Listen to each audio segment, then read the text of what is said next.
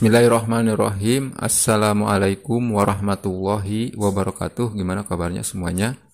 Mudah-mudahan sehat walafiat. Amin ya rabbal alamin. Pada kesempatan ini kita akan belajar materi pelajaran pekerjaan dasar teknik otomotif atau PDTO untuk KD jenis-jenis hand tool. Dimana untuk kali ini kita akan membahas special tool. Lanjut. Nah, tujuan pembelajarannya adalah siswa dapat mengetahui macam-macam peralatan pada bengkel otomotif.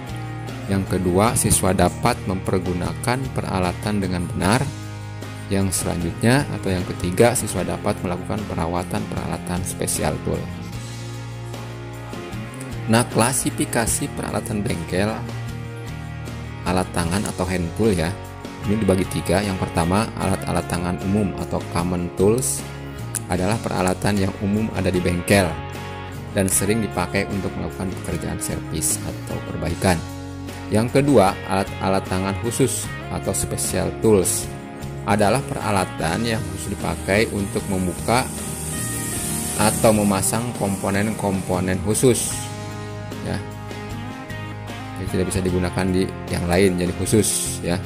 Yang selanjutnya atau yang ketiga, alat-alat tangan strategis atau strategic tools adalah peralatan minimal awal yang harus dipunyai oleh setiap bengkel sepeda motor. Nah, pada kesempatan ini kita akan membahas yang ini ya, alat-alat tangan khusus atau special tool. Karena yang ini sudah dibahas di video sebelumnya. Silahkan dicek di videonya ya. Alat-alat tangan khusus atau special tool. Nah, yang pertama adalah play wheel puller atau tracker magnet bahasa bengkelnya ya. Dimana ini berfungsi untuk melepas play wheel atau magnet dengan cara ditarik keluar. Nah, ini ada dua macam ya. Ini untuk yang Honda, ini yang untuk yang tipe Yamaha. Nah, yang Honda juga ini ada berbagai ukuran ya, yang besar maupun yang kecil. Juga ulirnya ada yang ulir dalam maupun ulir luar, tergantung nanti kita cek di magnetnya apakah menggunakan ulir luar ataupun ulir dalam. Sedangkan untuk yang Yamaha sama ya, modelnya seperti ini. Ini play wheel puller atau tracker magnet. Lanjut, play wheel holder, ini yang kedua ya. Jadi berfungsi untuk menahan play wheel sehingga memudahkan ketika melepas dan mengencangkan mur play wheel, rotor ataupun mur magnet. Nah, ini murnya ya. Jadi bisa ditahan menggunakan special tool ini. Ini lebih aman daripada kalau bengkel-bengkel kan kadang-kadang kalau nggak punya diganjal ya. Itu rawan, apalagi belum ahlinya ya. Itu rawan rusak. Maka pergunakanlah ini play wheel holder. Lanjut, gear holder. Ini ada dua macam ya, ada yang tipe sport ataupun tipe tube. Ini berfungsi untuk menahan gigi kopling ketika memasang atau melepas mur pengunci kopling. Ini ditahan di sini supaya ini tidak berputar ya, maka ditahan oleh gear holder. Selanjutnya, lock nut wrench atau kunci mahkota kalau bahasa bengkelnya ya.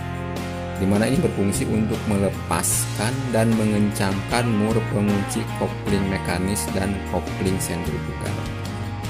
Nah, ini modelnya seperti ini, yang tipe tube, tipe sport. Yang ini lebih besar biasanya tipe sport ya. Dimana murnya itu mur khusus ya, maka pergunakan kunci ini, kunci mahkota atau lock nut wrench ya. Lanjut, valve spring kompresor. Ini berfungsi untuk membuka dan memasang cutter valve atau kuku klep ya pada saat melepas dan memasang katup atau klep. Nah, saat memasang katup atau klep pergunakan ini valve spring kompresor ya. Tapi pada kenyataannya di bengkel-bengkel yang belum punya bisa dia menggunakan kunci T yang dikasih karet ataupun yang lainnya ya.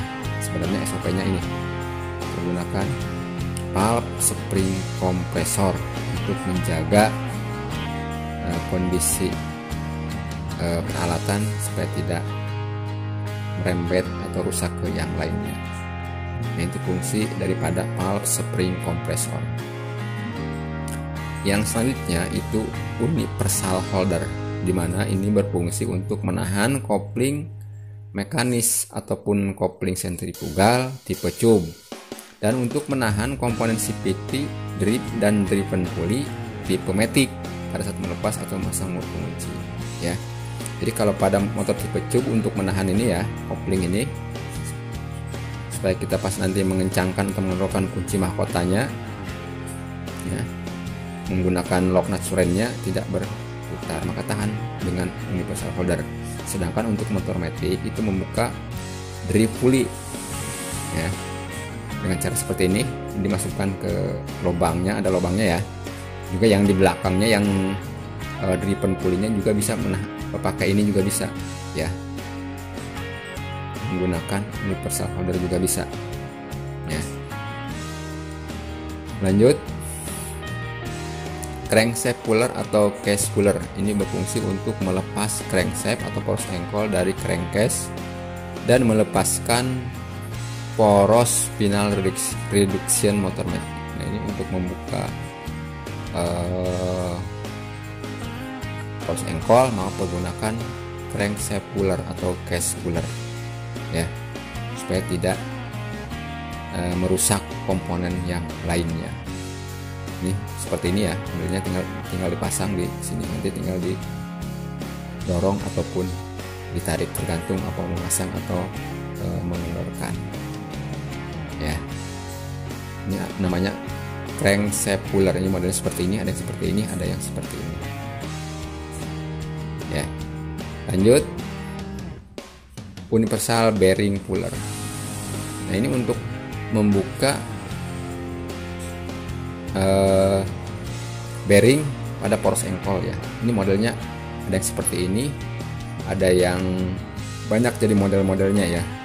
Ini biasanya kalau yang untuk bearing puller yang untuk poros engkol atau bearing poros engkol itu lebih besar ukurannya ya. Nah, ini peralatannya. Jadi untuk menarik atau melepas bearing dari poros engkol ya, ini alatnya. Ini lebih safety untuk menjaga kondisi peralatan yang akan kita buka ataupun pasang. Selanjutnya, clutch center holder, di mana ini berfungsi untuk menahan kopling mekanis maupun sentrifugal pada saat melepas mur penguncinya ya. Baik itu untuk, sedangkan untuk menahan drive pulley atau motor matic pada saat melepas atau memasang mur pengunci. Sedangkan untuk tipe matic nih yang seperti ini nih ya, clutch center holder yang model tipe motor Beat Carbu ataupun Vario Carbu kan masih seperti ini kipasnya nih, maka menggunakan ini namanya clutch center holdernya seperti ini. Sedangkan ini untuk tipe sport ya, untuk membuka ininya ya, mur atau bautnya ya. Sedangkan ini tipe tube ya, tipe tube yang seperti ini. Lanjut, clutch spring kompresor dan kunci shock 3941, dimana berfungsi untuk alat bantu memegang atau menahan kopling matic pada saat mengganti kanvas atau pegas kopling ganda motor matic ya. Jadi kalau mau melepas kopling ganda maka gunakan clutch spring kompresor untuk menekan pairnya sehingga kita bisa membuka mur kopling gandanya ini menggunakan kunci shock 39 ataupun 41. Nah, ini macamnya banyak ya, ada yang terpisah seperti kunci ring biasa ya, ada yang model seperti ini. Ini menggunakan kunci shock, sedangkan yang model biasa seperti kunci ring itu dengan ukuran seperti ini macamnya ya. Jadi ada dua macam. Ini yang lebih praktis yang seperti ini karena menggunakan kunci shock. Ini nanti dijepitkan di ragum ya, clutch spring kompresornya untuk membuka murnya, membuka pas kopling gandanya. Nah, itu clutch spring kompresor. Lanjut, bearing remover set. Nah, ini ada dua macam ya, ini untuk bearing CVT yang di crankcase motor matic ya, ataupun bearing roda yang modelnya seperti ini untuk membuka bearing roda ya. Ini alatnya seperti ini. Jadi alat bantu untuk melepas bearing koper CVT ya, crankcase yang pada crankcase ini maupun roda dan lain-lain ya. Jadi bisa digunakan alat spesial tool seperti ini. Lanjut, oil seal remover, dimana ini berfungsi untuk melepas seal shock breaker depan atau saat mengganti seal shock. Nah, ini alatnya, oil seal remover, ini lebih mudah ya. Kalau tidak ada di bengkel kadang-kadang dicongkel, tapi rawan ininya nih, dudukan ininya nih kadang-kadang suka lecet ataupun patah kalau memang terlalu keras. Maka untuk lebih amannya gunakan oil seal remover ya, untuk mengganti seal shock ataupun mengganti oli sealnya ya. Yang selanjutnya spoke wrench atau kunci jari-jari ya, untuk mengencangkan dan mengendorkan nipel dari jari-jari pada saat pemasangan jari-jari atau penyetelan maupun pengencangan jari-jari. Nah, gunakan spoke wrench. Ini model seperti ini, ada yang bulat ya, nanti ukurannya disesuaikan ya, ini lebih praktis. Selanjutnya wheel truing atau alas setel pelek. Ini alas setel pelek untuk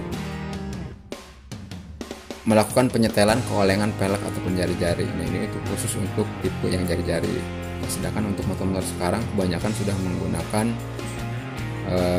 peleknya racing ya, atau casting wheel ya, bukan jari-jari lagi. Tapi jari-jari juga sudah, jari-jari juga masih banyak yang masih menggunakan ya.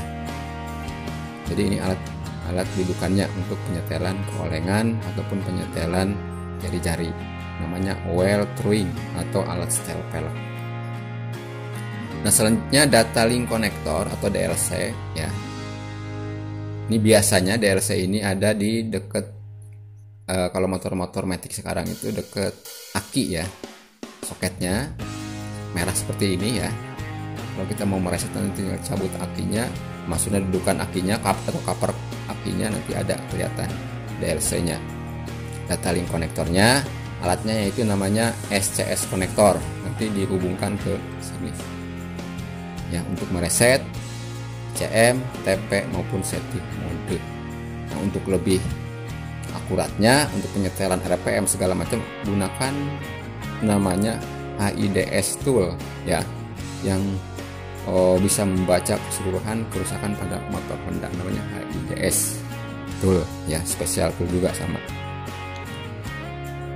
Selanjutnya jumper line. Ini adalah kabel jumper line itu ya, kabel yang terhubung antara satu dengan yang lainnya ya. Ujungnya itu biasanya menggunakan kawat kecil ya, yang bisa untuk menjumper atau menghubungkan antara dua soket ini nih. Ini sebenarnya bikin juga bisa ya untuk jumper line.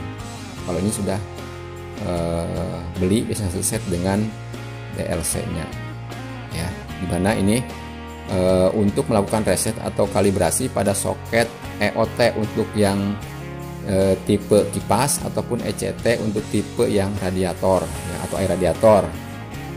Ini soketnya nanti berbeda untuk yang EOT ataupun yang ECT.